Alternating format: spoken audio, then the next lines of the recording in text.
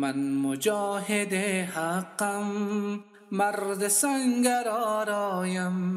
محترم و مجاهدینو، راځئ د اشغالګرو او د هغوی د ملګرو استبداد، ظلم او ستم پر وړاندې د خپلو میړانو مبارزو، خاطرو او سرګندنو کیسې وړاندې کړئ او راتلونکو نسلونو ته یې پرېږدئ. از فراز سنگرها شور آتشین دارم. حریت رادیو ستاسو جهادي مبارزې او خاطرات د سنگر له څوکو خپرونه کې رانغاړي. از فراز سنگرها شور آتشین دارم. در ره عدو دین هر کجا کمین دارم. د حریت رادیو درنو اوریدونکو سلامونه مې ومنئ. سید الله څرګند یم. یو ځل بیا د سنگر له څوکو خپرونه درته وړاندې کوم. په نننۍ خپرونه کې د پکتیکا ولایت د امنیه قومندانۍ د دعوت ارشاد مدیر محترم مولوي صاحب ضیاء الحق حسان را سره میلمه دی. ورځو په لومړیو کې به حسان صاحب تاسو ته ځان معرفي کړي. السلام علیکم ورحمت الله وبرکاته. ټولو د مخه د حریت رادیو قدرمن اوریدونکو مینوالو ته خپل سلامونه، احترامات او نیکې هیلې وړاندې کوم. الله تعالی دې د دې ټولو ښه ژوند نصیب وګرځوي. حریت رادیو الحمدلله ډېر ښه فعالیت کاوه. ښه هغه کومه نشري برخه چې وه ډېره په لوړ کچ وه، روزنیزه برخه هم په لوړ کچ وه. موږ ډېر ځینې راضي او د دې خدمتونه ستایو. د ما نوم مولوي ضیاء الحق حسان دی. د میدان وردګ ولایت جغتو ولسوالۍ د سبسنګ د کلي اوسیدونکی یم. حسان صاحب شاید ستاسې له نوم اورېدو څخه هم ډېر خلکو پیژندلي یاستئ چې تاسې نه یوازې دا چې د وسلوالې مبارزې یا سپېڅلي جهاد سره سره د لیکوالي برخه کې هم خپل رول ادا کړی دی. که راشو دې ته لیکوالي مو څه وخت پیل کړه په د نظامي مبارزه کې؟ قدرمن څرګند صاحب، نو د جهادي مبارزې په څنګ کې الحمدلله د افغانستان اسلامي امارات په لیکو کې د موږ ډېر قلموال لوستي ځوانانو چې هغه د یرغلګرو مقابله په دې سنګر کې هم کله او دا سنګر یې هم فعال ساتلی و. زه خپله 78 کال و، 1978 هجري شمسي کال و چې د فراغت ویاړ مې خپل کړه او دستاربندي مې وکړه. وروسته د هغو نه به د سیمې په سطحه چې کومې د دستاربندیو جلسې کېدلې، هغه وخت کې جنګونه یو څه کم، وروسته بیا جنګونه هم اضافه شول او د حق د لارې د شهیدانو کاروان ته د موږ ډېر ملګري ورتلل. نو کله به چې شهیدان کېدل، د موږ قدرمن استاد چې اوس مهال د پکتیکا امنیه قمندان د الحاج شیخ الحدیث مولوي محمد شریف حلیمي، هغه ډېر ښه مقرر دی. د هغو په ملتیا به تلل او ډېرې ښې غونډې او جلسې به مو جوړول. د ملګرو د طرفه به زه ډېر تشویقېدلم او په جلسو کې به یې د انانسرۍ چارې ماته سپارلې. خصوصا چې کله به د حق د لارې شهیدان وشول، نو ملګري به زه هلته به ولم او شهیدانو ته به موږ ښه غټه جلسه جوړوله. بیا به م د هغو مرثیه لیکله. د هغو مرثیه به م د جنازې په آخر کې وي. د هغو په لیکلو او په ویلو باندې به څومره کسان چې هغو به چیغې ویلې، سلګۍ به کړلې او ژړاوې به کړلې. یو وخت کې یو محصل و د سمیع الله په نامه، هغه شهید شوله. د جغتو ولسوالۍ د چوپان د کلي اوسیدونکی و. د جنازه چې وشوله، زه لږ دښته ومه. سټیج خواته چې کله ورغلمه، د خلک روان وو د جنازې نه. چې کله ما لیکنه شروع کړه، د ده د ژوند مې ولیکله. داسې ادبي اړخه ښه لیکل شوی و. نو د خلک ټول شول په ما باندې. یو ملګری دی، یو مولي صاحب دی، هغه داسې ورته وویل چې مولي صاحب د خلک ټول بیرته راټول شول. ما وویل د شهیدانو ژوند الحمدلله د راتلونکو نسلونو دپاره د اقتدا وړ دی او دا به باید وویل شي. نو د مولي صاحبانو ملګري ټولو به موږ دې ته تشویقولو. مولي صاحبه، شهید مولي طارق صاحب، هغوی وخت کې ورته مولي صاحب دومره وعظونه و چې ما ته ژړا نه رسي. خو کله چې ته د یوه شهید مرثیه او ژوند ووایې، ما ته په دې باندې ژړا رسي. او په هغه نه وروسته به بیا یعنې د نوي کال، یو نوي کال نه وروسته ما خپله لیکنې کړې. نن ټکی آسیا، کابل ټکی کام او نور رسنیو ته مې لېږلې، د شریعت غږ راډیو ته مې لېږلې، هغو به نشرولې. په د وروسته وختو کې قدرمن جاوید افغان صاحب د غزني ولایت اوسیدونکی دی، د ما نږدې ملګری دی. د هغو سره د ما ملګري شول. نو هغو بیا د ما اکثره لیکنې خستلې او راډیو کې به یې نشرولې. نو دغه د ما د لیکوالۍ سلسله او الحمدلله تر فتحې پورې، د فتحې نه وروسته دا سلسله روانه. حسن صاحب، تاسې اشاره وکړه چې مقصد له ډېره وخت کېږي له نظامي مبارزې سره سره مونږ د لیکوالۍ برخه ته یا فرهنګي برخې ته هم توجه وکړه.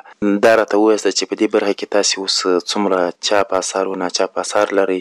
قدرمنه، چې کله د افغانستان اسلامي امارات د افغان مظلوم ولسونه لوی رب د فتحې په ویاړ باندې ونازول او د موږ په ملک اشغالګر په تور مخ باندې وشړل شول، د هغو نه وروسته موږ د میدان وردګ ولایت امنیه قمندانۍ کې وو. یو څه وخت زه د میدان وردګ ولایت مقام ویاند وم 2 میاشتې، بیا قمندانۍ ته رالم.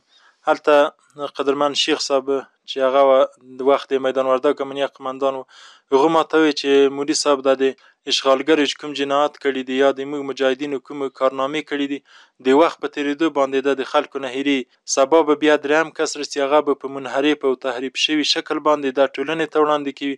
نو اوس د دې ښه وخت دی، ځکه هغه مدرسې اوس هم نړېدلي دي، هغه مساجد اوس هم نړېدلي چې یرغلګرو د تروریست او د بشردوستۍ تر عنوان لاندې اب شهادت رسولي، او هغه کورنۍ اوس هم شته دي، وارثان د هغه شهیدانو شته دي چې کورونه ټول وران شوي دي. د موږ په ولایت کې داسې کورونه وو چې ټول کورونه وران وو، 12-13 کسان یوازې د کور یو غړی هغه هم په سفر کې وو، ژوندی پاتې شو.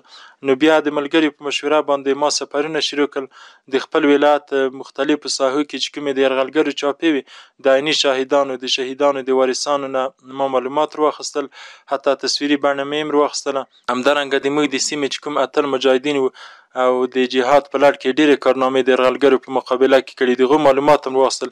بیا هم د چاپې سهار ته عنوان لاندې لومړی جلد کتاب چاپ کړله، 4 عنوانه کې وي قدرمنه. لومړی عنوان یې د یرغلګرو جنایات و، دوهم د اتل ولی وي یعنې د اتلانو کارنامې وي، درېیم د شهیدانو کرامات و، او څلورم یادونه او دردونه و. دا کتاب په لومړیو کې قدرمنه موږ ته نه معلومېده چې دومره به لوی رب په شهرت باندې نازي وي، خو دا دومره ډېر مشهور شوله. 1000 ټوکه اول موږ چاپ کړه، دا ټول خلاص شو. بیا 2 ځله بیا ما چاپ کړه، ټول الحمدلله خلاص شو، تر دې پورې چې د مشرانو په مشوره باندې مو پارسي ته وژباړه، پارسي ژباړه هم ښه د پارسیبانو هیوادوالو ته ورسېدله. بیا د مشرانو په هدایت باندې ما د کتاب 2م جلد شروع کړ، او د دې مشوره دا وه چې ته باید سفرونه وکړي. نو ما تقریبا ځینې ولایاتو ته سفر وکړ او 2م جلد کتاب هم تکمیل شو.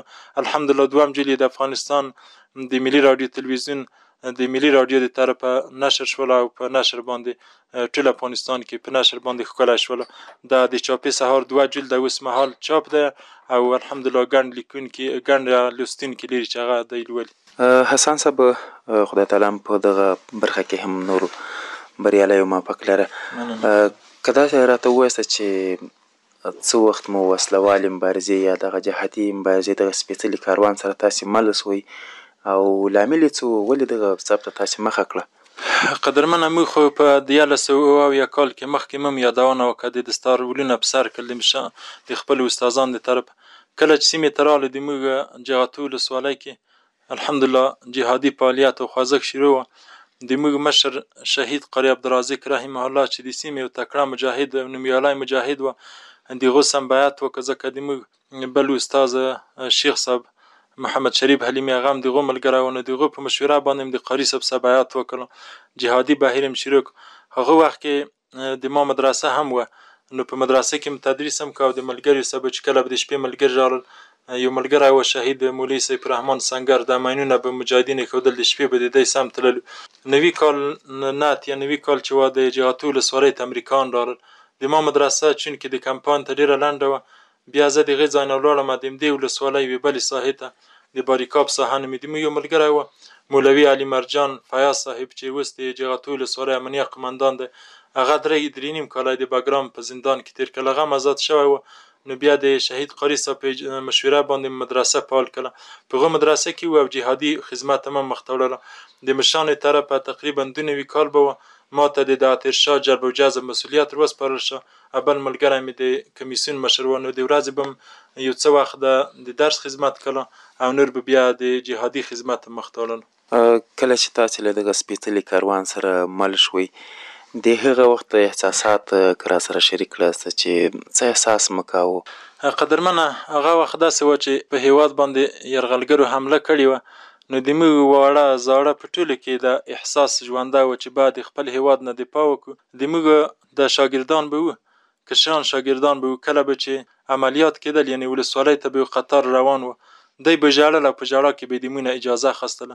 نو موږ همدغه وهڅولو چې موږ د خپل قرآن عظیم شان دفاع وکړو. په هغه وخت کې به قرآن عظیم شان به وخت په وخت سول کېدله، همدارنګه د موږ علما چې وو هغه به زندان ته وړل کېدل، حتی په یو وعظ او یو تقریر باندې د موږ ملګري هغه زندان ته وړل شوي دي او چاپې پې باندې ویل شوي دي.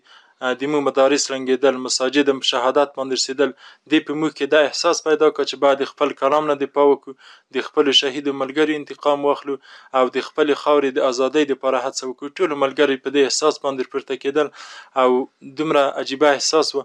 ما خپله د مولوي حبیب رحمان منصور صاحب چې اوس د پکتیا ولایت شاروال دی، یو ښه مجاهد دی، د میدان وردګ تنګي اوسېدونکی دی، دی چې کله د ماته د مسئول د ولایت و د تیرشاه جلب و جذب، نو ماته د وظیفه چیرې کوه، د شپې مې خوب لیدله چې قرآن کریم مې راړولی د مابین یې ویمه داسې مابین چې کله سهار مې جمع وکړله د شیخ صاحب محمد شریف حلیمي زنګ کړته وکړ راشه هغو ته چې ورغلم، هغو هم جهادي خدمت هم که مدرسه هم وه، مجاهدین به ورسه بیا ورغلم سیده وظیفه ماته راکړه. نو احساس ده کوه چې ښه خوبونه به ټولو ملګري لیدل او ډېر د قربانۍ په اراده باندې به د قربانۍ څخه به د جهاد سنګرونو ته تلل، په دې سب کې ډېر سخت په غربت او تکلیفو باندې خپل خدمت مخ ته وړلو. کومه داسې یوه جګړه وه یا داسې کومه یوه اتلولي وه چې تاسې او ملګري په یو باندې ډېر ویاړئ یاست او هغه مو سترګو ته کېږي او دښمن ته مو ډېر تلفات ورکړي وي یا مو کمین ورکړی وي؟ قدرمنه زه خپله ډېر وخت به فرهنګي خدمت کې وم، د شیخ صاحب مزایل شرطول د مزایل به د کمپاین ته ورورول، دې څه به ډېر یو وخت کې سنګر مولي صاحب و، بدر و د پکتیکا اوسېدونکی او بیا شهید شو، شهید انارګل بدر. سنګر مولي صاحب چې مزایل ولسوالۍ ته ورور وو، نو د هغو څخه ولاړم، زه کویک هم پسې وړله، اول وختونه و. بیا چې ولاړلو نو مزایل چې کله شیخ صاحب یو بل حاجي مدغوس نومېده، هغو مزایل ورشارت کړل، موږ هم په صحنه کې وو، مزایل چې شارت کړل نو په کمپاین کې ډېر ښه ولګېدل. دی ورځ ته وی چې 11 امریکایان په دې جګړه کې وژل شوي، حاجي مدغوس او شیخ صاحب دا ور ورکړل. موږ دا وخت چې کله تیارې تللې موږ زکویک ورته برابر کړله او په زکویک باندې موږ په تیاره باندې پیرونه وکړل، څرخۍ تیارې هم رالیده، سیمه ټوله ته خپل هغه دوران لاندې ونیول او ګزمې یې کړلې. څوک ملګري خوږ نه شول، خو وروسته شیخ صاحب دغه د ملګري وي چې 11 امریکایان په کمپاین کې وژل شوي وو. نو دغه یوه مهمه خاطره وه. ملګري اکثره و شهیدان دي، حاجي مدغوس هم شهیده، سنګر مولي صاحب و بدر هم شهیده، شیخ صاحب الحمدلله شته دی، الله دې اوږد ژوند ورته نصیب وګرځي. طبیعي خبره ده چې د جهاد لاره د کړاوونو، دردونو، تکلیفونو لاره ده او دا یوه اغزنه لاره ده. په دې کې د ملګرو شهادت او بیلتون او د کورنۍ فراق او د هر څه مسایل پکې راځي. شخصا تاسې په دغه لار کې څومره تکلیفونو سره مخ شوي او څه شی به ډېر دردولی او د دې تر څنګ کومه صحنه به ستاسې د خوشحالي صحنه وه، د خفګان صحنه به ستاسې کومه وه؟ قدرمنه د جهاد لار خو اغزنه لار وه، د تکلیفو لار وه. یوه طرف ته به که تکلیف وه، له بل طرفه به ملکي هېوادوالو د ولس خلکو هغو موږ په خپله غېږ کې روزلو، نازولو به یې، د هغو مینې به موږ ته انرژي ورکوله، ټول مجاهدینو ته به د ولس مینې انرژي ورکوله. یعنې کله به چې مجاهدین د سنګر نه راغلل، د ولس خلکو به د دې د ژوندي راتلو په نامه باندې نظرانې منلې.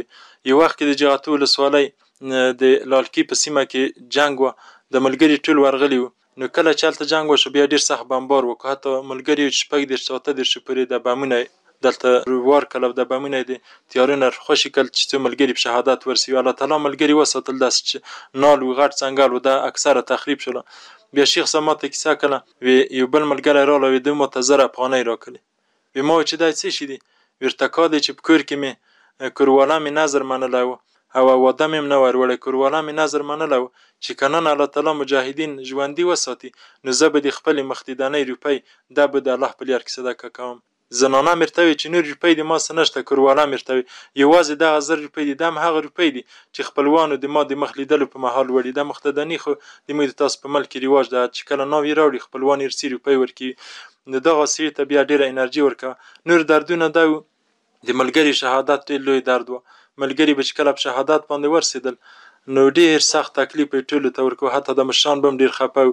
کله به چې ملګري شهیدان شول، خصوصا زموږ مشران ملګري شهید قاري صاحب عبدالرازق رحمه الله، شهید سنګر مولي صاحب، شهید محمد جمیل مبارز و اسمت، دا 4 ملګري په یوه ورځ باندې شهیدان شول. په دې ورځ باندې زه د ضیاء العلوم مختوم په مدرسه کې وم چې وروسته د یرغلګرو د لوري چاپه شوله. نو په مدرسه کې ګیز ناست وم، د شپې مې خوب لیدله چې لمر کله پورته شي او لمر داسې خړ وي، داسې په خړ حالت کې. یو ملګری دی ملا عبدالرؤف نومي، هغه وخت کې موږ نه درسونه وي، دې ته مې لمر مې لیدلو چې داسې ډېر پیکه وي. دا یې درته کوي د دې معنا دا ده چې مجاهد به نن شهید شي، مشر مجاهد. بس په ګپه کې ورته ماسپښین زه په مدرسه کې چې زنګ راغله، د زموږ مولي صاحب شیخ صاحب زنګ راکړه، وی قاري صاحب شهید شوی دی. چې کله ورغلو دی ډېر سخت ټوک ټوک کړي وو. نو د قاري صاحب شهادت ته د موږ په ژوند کې یوه دردمنه خاطره وه. همدارنګه چې کله یوه نوي کال شو د یرغلګرو د لورې چاپې شروع شوې، دومره چاپې وې د هېوادوالو ته ټولو ته معلومې دي، خصوصا د موږ په ولایتو کې به داسې شپه به نه وه چې چاپه به نه وکړي. حتی د اختر په شپه هم چاپې وویلې. تا ته معلومات کې په دې زرمت کې کلالګو سیمه کې محصلین 12 تنه د اختر په شپه باندې په شهادت ورسول.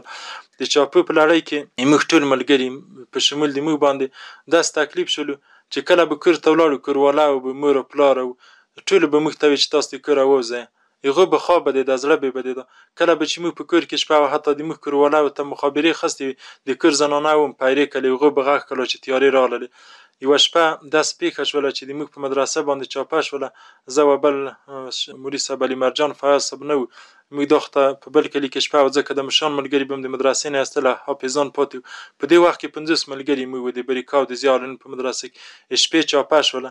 د موږ مشر ملګری د اوس د استخباراتو مسؤل د لوړ مجاهد صهیب نومي، دغه ملګري په مخابره کې غږ وکړ چې چاته اجازه نشته چې د باندې ووځي، چې د ملاپیز واقعه تکرار نشي. هلته ډېر ملګري په چاپه کې شهیدان شول. نو مخابرې ته مو غږ نیوله، په د مدرسې بمبار شروع کړ. تیارې چې پورته شوې، موږ داسې لنډ وو چې ورغلو، موږ 15 شاګردان په شهادت باندې رسېدلي وو. ټوک ټوک بدنونه پراته وو.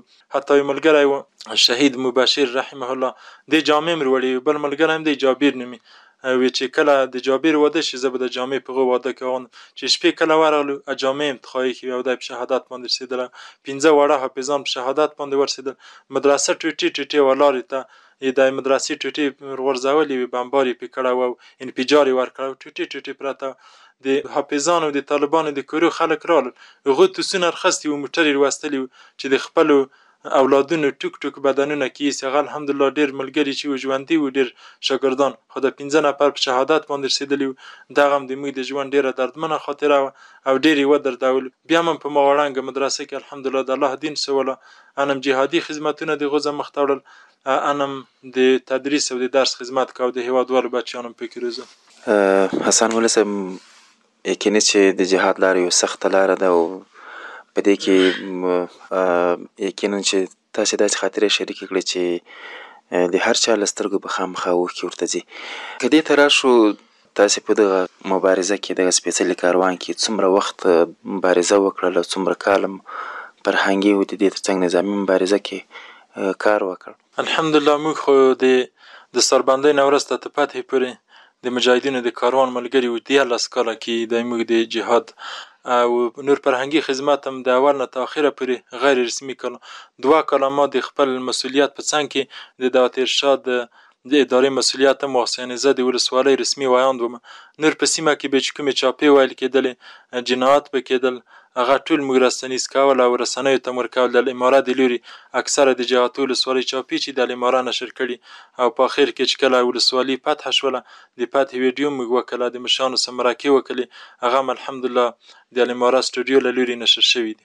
حسن صاحب، که دا راته ووایاست چې تاسو ویلي چې موږ تقریبا 14 کاله دغه خدمت وکړ، په دغه 14 کاله کې تاسې له دغې لارې ستړي شوئ، خسته شوئ، څنګه شوئ؟ د جهاد لار داسې وه قدرمن څرګند صاحب چې څومره ملګري وو، نه تنها موږ بلکې هغه د موږ ستړي ملګري چې ډېر دردمن وو او دایمي به په سنګر کې وو، هغو ملګري داسې تکلیف تېروله، خو تکلیف ته به هم ډېر په لوړ همت او په لوړه اراده باندې تلل، یعنې احساس استمانتیا یې نه کړو. یو وخت کې د سیدآباد په ولسوالۍ کې عملیاتو، شیخ صاحب ماته کیسه کړله، د صالحخیلو په بازار کې جهاد ولسوالۍ د ملګري تشکیل ته برابرول. یو شهید عصمت و چې بیا د قاري صاحب سره شهید شوله، یو ملا وسیم اوس هم ژوندی دی. شیخ صاحب وی دی دواړو ژړل، د ملګري چې کله تشکیل ته روان شول سیدآباد ته تلل، وی دی دواړه په ژړا شول. ما چې تاسو ولې ژاړئ؟ وی چې د موږ ټوپک نشته دی. شیخ صاحب ما د خپل ټوپک ورکړو. نو د جهاد لار داسې وه، د هر مجاهد ژوند به چې تا کتله، کور یې پرېښی و، ژوند یې پرېښی و. د موږ داسې ملګري وو، د مصطفی په نامه ملګری د دومره سخت غربت یې و، په کور کې داسې څوک نه لرل.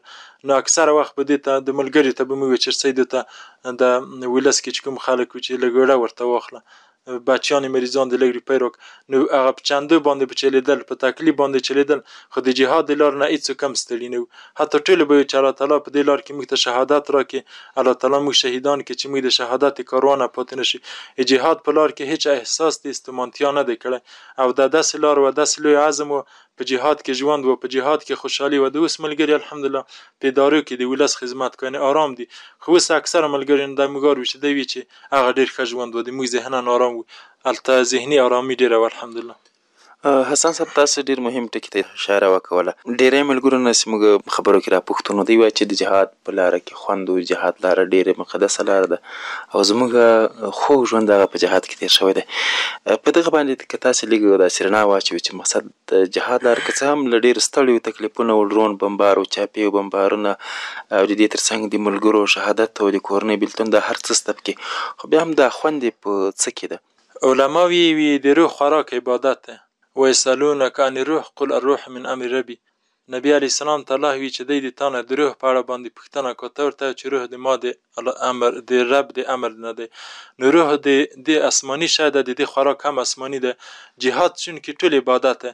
د مجاهد خوب، د مجاهد پایره، د مجاهد سنگر ته تلل، حتی د مجاهد د سنگر نه بیرته ګرځېدل قفلتون که غزوه. نبی علیه السلام د جهاد نه ګرځېدل هم د جهاد په شان اجر لري. نو مجاهد ټول امر په اجر کې و، چې کله ټول امر په اجر کې و د دې وجې نه ده ته ډېر خوند ورکوه. بل نبی علیه السلام چې د ما د امت لپاره چکر جهاد ده. چکر سړی د دې لپاره وي چې روح یې ارامه شي، روحن آرام شي، لکه خلک چې میلې کو بندو ته ځي یا د پارکو ته ځي. خو نبی علیه السلام چې د ما د امت لپاره چکر چې د جهاد ده. مجاهدین به چونکې د جهاد په لړ کې یوې ولسوالۍ ته تلل، یوه ولایت ته تشکیلونه به بول، په د تا کې هم خوند و، په دې تکلیف کې هم خوند و. نو هغه اصلي علت یې دا ده چې د دې روح آرامه و، ځکه د روح خوراک یې ډېر و. او بل د ملګري مینه او محبت و، چې کله به تا د ملګري لیدل نو د نبی علیه السلام صحابه به درته یاد شول. الله تعالی د دې په باره کې وی چې والذین معه اشداء علی الکفار رحماء بینهم. کوم کسان چې د نبی علیه السلام سره ملګري وو په کفارو سخت خو په خپل مابینو کې ډېره مینه محبت او همدردي وه. د موږ د جهاد صف ملګري هم داسې وو، یعنې داسې پېښه شوې ده چې د جهاد صف ملګري به وو، یعنې همداسې به د ملګري وو چې د سختۍ ځای ته موږ ځو تاسو مه ځئ. یو بل ملګري ته به وي هغه ځای چې هلته به د شهادت خطر او هلته به ملګري مخته کېدل، خو بل ملګري ته آرامي ورکوله، بل ملګري ته د ایثار په جهاد کې ډېر و. تکلیف ته ځان مخته کول او ملګري ته آرامي وصل دا د جهاد په لړ کې ډېر و. یعنې ملګري به ډېر ستړي وو، نو داسې ملګري چې هغوی به وي چې د نور ملګري د آرام و قدمه د که زه سهاره پورې پیره کړمه. دا د جهاد په لړ کې ایثار هم ډېر و، خوشحالي هم ډېره وه، او د ملګرو مینه او محبت هم ډېر و. د دې وجې نه خوند په جهاد کې ډېر و. که دا راته ووایاست چې تاسو چې کله په مبارزه کې بوخت وئ یا له دغه سپېڅلي کاروان سره تاسې مل وئ، په هغه وخت کې مو کورنۍ په څه ډول وضعیت کې وه؟ د کورنۍ وضعیت مو څه رقم و؟ د کورنۍ وضعیت د عامو مجاهدینو اکثره داسې مجاهدین وو چې په یوازې سر د کور څخه را بهر شوي، په کور کې یوازې واړه بچیان او زنانه او کورواله پاتې وي. د موږ الحمدلله د کورنۍ لویه کورنۍ وه، وروران هم وو، پلار هم وو، کاکاګان هم وو.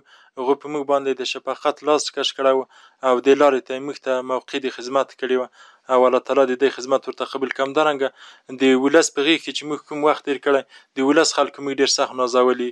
یعنې یو وخت کې د جغتو ولسوالۍ د باریکا په ساحه کې چې موږ ژوند کله د درانۍ په نامه باندې کله دلته ما ډېر وخت تېر کړی، امامت مې و. بیا د شپې به دلته موږ ورتللو اکثره وخت.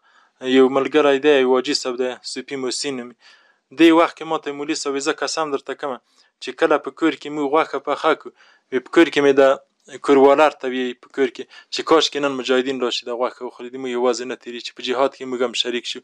نو ولس موږ داسې نازولو، دا حاجي صاحب میوه به چې کله راوړله زه به نه وم، د ما برخه به د میوې ساتلې وه. زامن یې ډېر ښه کاروبار لرو په غزني په کابل کې. نو د ولس په غېږ کې موږ ډېر نازېدلو، او کوم مجاهدین چې غریبان وو د هغو سم ولس ډېر کومک کړه. حتی د دوکاندارانو به تیل ورته اچول چې کله به حسابونه کړل، اکثرو مجاهدینو ته د دوکاندارانو روپۍ ورته بخښلې. زموږ شهید قاري صاحب چې کله شهید شو د 11-14 لکه پور په ده باندې ودی، دلګۍ ډېر مجاهدین ورسوي. نو بیا دوکاندارانو ته مولي صاحبان وټاکل، اکثر دوکاندارانو د روپۍ یوه حصه ورته بخښله. نو ولس موږ ډېر نازولي، د ولس په غېږ کې موږ ډېر ښه ژوند کړی دی. یعنې موږ احساس د تنهایي هم نه دی کړی، احساس د غربت هم نه دی کړی. 12-13 کاله تاسې مبارزه وکړه، داسې جالبه خاطره مو څه وه په دغه لاره کې؟ د جهاد د لار د جالبو خاطرو نه ډکه ده، ډېر عجیبه جالبې خاطرې کې دي. یو وخت کې د جغتو په ولسوالۍ باندې د موږ ملګري د عملیاتو دپاره تللي وو، د شهید قاري صاحب عبدالرازق ملګري، صهیب صاحب، مصطفی دا ملګري تللي وو. دی چې کله په ولسوالۍ باندې عملیات کړل، د دارالحفاظ ساحه ورته وي، دلته دی زخمیان شول. چې کله زخمیان شول نو د یو ملګری ډېر زخمی دی، د بل ملګري لاس اچولی دي. یوه کور ته وی چې ورسېدو، د کور نه یوه زنانه ووته، یوه نجلکۍ ووته، وی ده دروازه زر خلاصه که او د لاسي ګاډۍ د ریړۍ روایسته، په دې کې وی زه بار کمه. د مصطفی مجاهد ته اوس هم ژوندی دی، په دې کې زه واچم کور ته بوتلم او په کور کې ماته شربت جوړ کړي وو. تلیفون یې د مار واخیستله، د مشره ښځه او د زړه ښځه په دې کور کې. وی ملګري ته چې زنګ وکړو، وی چې دا ملګری م دلته موټر ورته راولی، یعنې زه یې د عسکرو نه د یرغلګرو نه یې زه په کور کې پټ کړم او په کور کې د ما تداوي وکړه، په کور کې د ما دعوا وکړله. د جهاد لار د خاطرې لار وه، د ولس قربانۍ ډېرې زیاتې وې. کله چې فتح راله د هغې ورځې احساسات که راسره شریک کړئ، تاسې په همدغه ورځ باندې چې فتح به راځي، اسلامي امارت به بیا حاکمیت ترلاسه کوي، باور مو درلودی؟ په هېواد باندې ډېر یرغلګر او تیریګر غلي وو، نو فتح د الله تعالی وعده ده. الله تعالی همداسې وي چې موږ تاسو ته فتح درکوو. صحابه اتم د الله تعالی دا وعده وي، نبي علیه السلام صلاح دا وعده کړې وه، موږ د هغو لارویان او د هغو امتیان یو. خو ډېر ملګري به چې کله ورسره کېناستې، د هغو ذهن ته دا نه رسېده چې فتح به رسي. ملګري به همداسې وي چې دا یرغلګر چې دا به ډېره سخته ورځ وي، او که دا ووځي بیا به په هېواد کې خپلمنځي جنګونه وي. خو موږ د الله تعالی په نصرت باندې وعده وه، خو موږ په خپل ژوند کې دا بعیده بلله، یعنې موږ به د دنیا څخه تللي وو، فتح به رسي، ازادي به رسي. نو دا موږ په خپل ژوند کې بیخي بعیده بله او دا موږ ته ناشونې ښکارېدله. خو چې کله موږ ته فتح لوی رب راکړه، موږ ته د مکې د فتح ورځ ریاد شوله او د الله تعالی شکر هم ادا کړو. حسن صاحب، اوس چې اسلامي امارت بیا په واک کې راغلی او دا د تقریبا د فتحې 3 کاله پوره شول، اوس مو په زړه کې څه ارمان دی؟ اوس هم په زړه کې دا ارمان دی چې موږ د خپلو شهیدانو درمانونو څه وفا وکړو، د هغه هېوادوالو چې هغه دردېدلي دي، کړېدلي دي، د هغو خدمت وکړو، د هېواد هغه زخمونه هغه ټکور کړو. ځکه د هېواد لارې، د هېواد اقتصادي وضعیت د کوم خراب چې ده، یعنې دا د امارت ټولو مسؤلینو مجاهدینو دغه تمنا ده چې کاشکې موږ د هېوادوالو داسې خدمت وکړو لکه دی چې موږ خدمت وکړو، او نور د نړۍ مستضعفین سره یې ځوروي. په نوره نړۍ کې چې کوم مشکلات دي، د امارت هر وګړی هغه په دې باندې ډېر ځوري چې کاشکې موږ د نړۍ د مستضعفینو د هغو کومک وکړو، د هغو لاسنیوی وکړو چې هغه هم الله تعالی په داسې ویاړ باندې ونازوي لکه موږ یې چې نازولي. حسن صاحب، په وروستیو کې مو ولس او د دې ترڅنګ خپلو ملګرو ته داسې لنډ پیغام څه دی؟